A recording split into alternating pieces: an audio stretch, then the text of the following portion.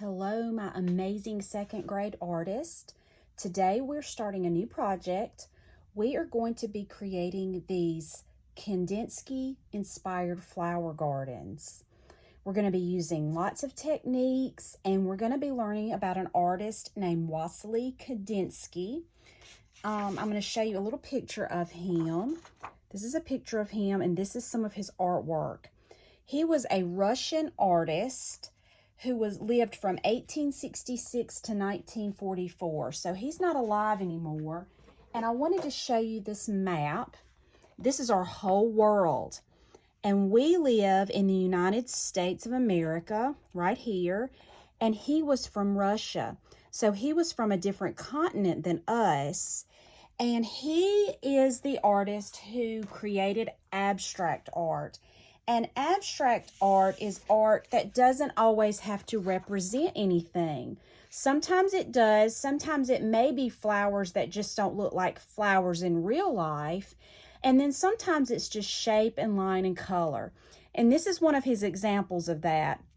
These are abstract circles, and he's used lots of different colors, and he stacks his circles. They're called concentric circles, because they all have the same center, but they're stacked on each other. So they get smaller and smaller as they go inside there. So I love his art, and you can see that the circles of our flowers are similar to his concentric circles that he liked to paint. So like I said, we're going to be doing several techniques, and I'm going to just kind of start by showing you how to get started with this. So teachers, before you start this lesson, have the students watch the YouTube video Art with Maddie and Dada Kandinsky, and it'll tell the students a little bit more about Kandinsky, and then you're just going to start by making your painted paper. So this is a piece of painted paper that I have already done. Teachers, what I've done with this is you need to have a spray bottle of water. Let the students first start by spraying one side of the paper, the back side, with some water, flipping it over, and that will help with the curling. And then you're going to let them use some colors like that what you would think of in the sky, because this is going to be our background where the sky is. And I've used some blue liquid watercolors, and I've brought in a little magenta. They may want to do a sunset, because the sky isn't always blue, is it? Sometimes it's reds and oranges. So you can let them decide. They don't all have to look the same. It's good if they don't all look the same. And so let the students choose those colors, but help them make sure they're sticking to the certain set that they're wanting to use. Spray this with water also, so it gets good and wet, and it'll help your colors spread. And let them use brushes and paint on their color. While it's still wet, have the students sprinkle some salt on here and then let it dry. Make sure their name is on the back. And what happens with the salt, I've cleaned the salt off, so make sure, teachers, that once they're dry, you go back and wipe the salt off. I use a paper towel over the garbage can, and you get these beautiful blooms. That's what these are called, where the watercolor just kind of spreads out, and it's so pretty. The kids, I think you're going to love it because it's like magic. Okay, so after that, we are going to make our grass. So everybody is going to get a strip of this green construction paper, and you are going to use your scissors just to make a horizon line. That is where the sky meets the grass. And you can make it curvy, hilly, straight, however you want it. I just kind of add a little bit of curve to mine. Before we glue it down, though, you're going to need to paint it. We're going to add some texture. So I'm going to put a piece of scrap paper down here so I don't get my table messy. And then your teacher will have some of this fluorescent, this bright green paint, and some of these little pieces of cardboard. And we are going to stamp our grass on here. And grass grows in all different directions, doesn't it? So you're just going to kind of go in and stamp all over there and make these grass shapes. And they need to sometimes overlap, go over one another.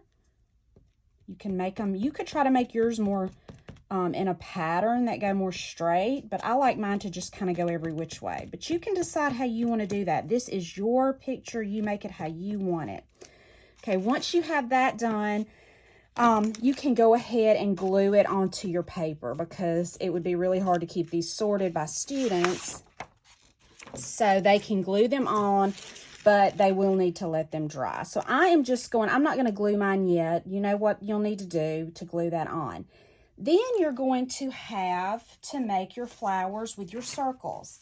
So you will have some of these circle templates, and a template is just a cutout design where you go inside and trace it. So these are all different size circles. Teachers want to have a day where you just let the students make some circles for their pictures that you paper clip to their background paper to kind of keep up with them. You'll need to decide how that's going to work best for you in the time that you have given in your class. But you'll give the students some different colors of construction paper and let them make their different size circles. So you see, I have already cut some out here. And you're going to let them start putting them together. So I've just got some Elmer's school glue. Make sure that they close these bottles up at the end of every class so that the bottles don't get dried and the nozzles don't get dried and clogged up. And you're just going to let them start putting some of these together. So I'm going to start with this one. This is my biggest, and I'm going to find one that's a little smaller. And I'm going to, let's see, put it on there with just a dot of glue. So I'm going to put that on there. Remember, we're making our concentric circles like Kandinsky. Then I'm going to do another one here. Dot of glue, put it on there. Okay. And I'll kind of sit that over here. I'm not gluing it down yet. And then I'm going to do another one. So I'm going to start with this big one. And this one is just a little bit smaller. So I'll put that on there. You'll have that purple outline. And then I'll put this. So you'll need more circles than I have, because you need to have about 4 or 5 of these. So you have 4 or 5 flowers. But when you get them put together, teachers, let the students place them, decide where they're going to place them on their paper. I think I actually am going to go ahead and glue this down because it's moving around so much. I'm just putting a strip of glue. I kind of glue that on there so it won't move around so much. Okay. Then I'm going to glue on my flowers. So you don't need a lot of glue for this. I'm just going to put a dot in the middle. And I'm going to do another one. You will need to have more than this though, guys. You need to have about 4 or 5 circles, concentric circles. So see how mine, I've got them placed all over. Then you're going to come back the next time and you're going to draw in your stems and leaves with a black Sharpie. So I'm just going to go in and I'm going to make a stem that goes straight down and it's going to stop at my horizon line. Remember, this is your horizon line. And then I'm going to draw some big leaf shapes on here. So leaf shapes are just made by drawing kind of like a football. An ellipse is what that's called. Some of your stems could be curvy. They don't all have to be straight. And then I'm going to add some leaves. We're not coloring anything in with our black Sharpie. We're just drawing lines and shapes. All right, and then you will have more flowers than this, but you'll do the same thing. Then you can use your metallic markers. We're using all kinds of supplies for this. And you can make some designs on your flowers and your leaves. So you see all these pretty colors.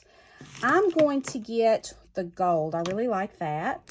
And I'm going to go in on my flower and make some curvy lines. And adding this just creates a little more detail and makes our artwork a little more exciting and fun. You can also go inside your leaves and make patterns. So I'm going to make some dots.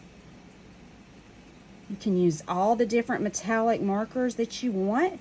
Maybe I'm going to change up now and use this pretty violet one and make some stripes in this leaf. So you decide what you're going to do, and you create all of these patterns and designs on your leaves and your flowers. Let me move this out of the way and show you my finished one again. You can see where I even used my black Sharpie and made some circles inside there. If you would like to do that, you can. So I cannot wait to see how these are going to look when you're finished. And remember, your teacher will send them back to me. I'll put them on Artsonia, and I may even save some for the art show. So be really careful and try really hard to take your time and do a really good job and listen to your teacher and follow directions. And I will see you next time. Bye.